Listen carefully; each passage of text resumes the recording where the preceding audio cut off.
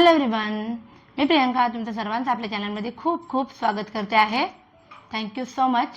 सगळ्यात पहिले तुम्हाला सगळ्यांना खूप धन्यवाद, कारण 1K सबस्क्रायबरचा टप्पा आपण पार केलेला आहे आणि ऑफकोर्स या सगळ्यामध्ये तुमचा हातभार आहे कुठे ना कुठे. सो पुन्हा एकदा हात जोडून थँक्यू सो मच. सुरुवात करूया आपण मीन राशीसाठी कसा असणार आहे ऑगस्ट 2026. रिलेशनशिपपासून सुरुवात करूया. बघूया नातेसंबंधांमध्ये काय घडणार आहे.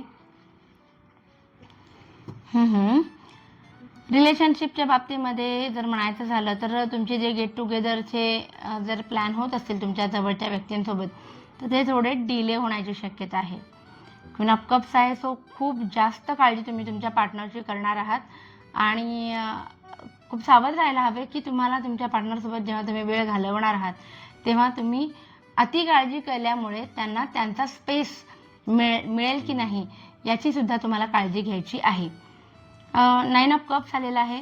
सो सर्व काही असलं तरी रिलेशनशिपच्या बाबतीमध्ये तुम्हाला तुमच्या पार्टनरकडून अजून काही अपेक्षा असतील आणि त्या अपेक्षांमध्ये पार्टनर कुठेतरी कमी पडत आहेत म्हणून एक नाराजीचा सूर असेल. काही जणांना एकापेक्षा जास्त नाती एकाच वेळा सांभाळायला लागल्यामुळे थोडीशी कसरत होण्याची शक्यता आहे. जसं की सासू आणि आई किंवा सासरे आणि बाबा किंवा भाऊ आणि धीर, असं की 2 नाती एका वेळेला, किंवा पत्नी आणि प्रेयसी, काही असू शकतं.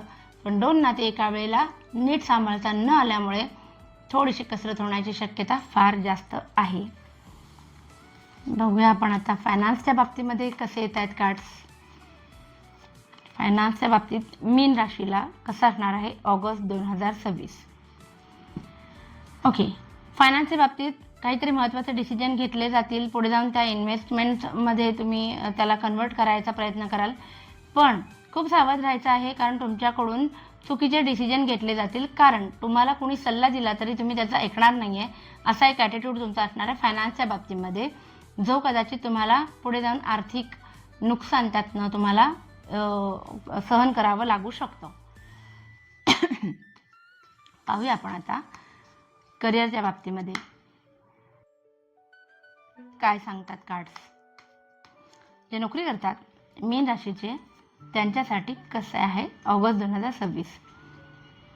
ओके, बऱ्याच दिवसांपासून एक कन्फ्युजन करिअरच्या रिलेटेड चाललं होतं की तुम्ही घेतलेला डिसिजन किंवा नवीन ठिकाणी ट्राय करायचं आहे पण पाऊल टाकलं जात नाही आहे, तर इथे आहे तिथेच माझी प्रोफेशनल ग्रोथ होईल की नाही असं एक कन्फ्युजन होतं. तर ते या महिन्यामध्ये दूर होणार आहे. ते एम्प्रेस आहे. सो थोडंसं तुमच्या कामाकडे तुमचं काय म्हणतात ना, थोडंसं दुर्लक्ष होण्याची शक्यता आहे. क्रिएटिव्ह आयडियाजना ब्लॉकेजेस मला दिसत आहेत येताना. क्वीन ऑफ वॅन्ड्स आलेला आहे रिव्हर्स पोझिशनमध्ये. सो पुन्हा एकदा तुमच्या प्रोफेशनल ग्रोथच्या बाबतीत संभ्रम निर्माण करणारे कार्ड्स तयार झालेले आहेत. पण पेज ऑफ पेंटाकल्स आहे तिथे नाही, पण दुसरीकडे तुम्ही जर ट्राय करत असाल नवीन ठिकाणी तर तुम्हाला तिथे काय म्हणतात ना, चांगली हाईक मिळून तुम्हाला चांगल्या पदावरती नोकरी मिळू शकते. सो प्रयत्न करत राहणं आपल्या हातामध्ये आहे. आता बघूया मीन राशीचे जे व्ह्यूअर्स आहेत आपले, त्यांच्यासाठी जे बिझनेस करतात त्यांच्यासाठी हा महिना कसा असणार आहे. मीन राशीच्या लोकांसाठी बिझनेसमध्ये द सन आलेला आहे. सो प्रश्नच नाही, खूप जास्त प्रकाश घेऊन आलेला आहे तुमच्या बिझनेसमध्ये हा सूर्य, जो प्रकाश सक्सेसचा प्रकाश असतो. ठीक आहे, पण at the same time the star आलेला आहे. सो बिझनेसमध्ये यश मिळते म्हणून खूप गैरवरून जाऊ नका. त्या आलेल्या पैशांचं योग्य विल्हेवाट नाही म्हणता येणार, त्या आलेल्या पैशांचं योग्य नियोजन करण्याकडे कल असायला पाहिजे तुमचा, असं हे कार्ड सांगते. कारण असं होऊ शकतं की तुमच्याकडनं आवाजव खर्च बिझनेसमध्ये होण्याची शक्यता आहे. कळलं. सो तुम्हाला सेल चांगला होईल, पैसे चांगले येतील, पण आलेल्या पैशांचं नियोजन जर तुम्ही नीट नाही केलं तर त्याच्यामुळे तुम्हाला काय म्हणतात ना, आर्थिक थोडासा ताण तुमच्या खिशावर येऊ शकतो. बघूया जे स्टुडंट आहेत आपले मीन राशीचे, त्यांच्यासाठी कार्ड काय सांगतात. मीन राशीच्या स्टुडंट्ससाठी कार्ड्स काय आहेत. ओके, द फूल आलेला आहे रिव्हर्स पोझिशनमध्ये आणि नाईट ऑफ पेंटाकल्स रिव्हर्स पोझिशनमध्ये. सो जिथे अचानक तुम्हाला पैसे गुंतवावे लागतील, नवीन एखादा कोर्स वगैरे करायचा असेल तुम्हाला, तर फार विचार करून पैसे गुंतवा, कारण त्याचे रिटर्न्स पुढे जाऊन तुम्हाला जसे हवे तसे येतीलच असं नाही. कारण एकतर तुम्ही जर तुम्हाला थोडाफार जरी विरोध झाला घरातनं तर तुम्ही गिव्हअप करण्याकडे तुमची वृत्ती असणार आहे थोडीफार. सो एखादी गोष्ट करायची आहे, त्याच्यासाठी खूप जास्त उत्साह आहे, पण त्याच्यासाठी पैसे पण खर्च होणार आहेत. सो पुढे जाऊन त्यातनं फायदा होईल की नाही याची पूर्ण काळजी घेणं गरजेचं आहे.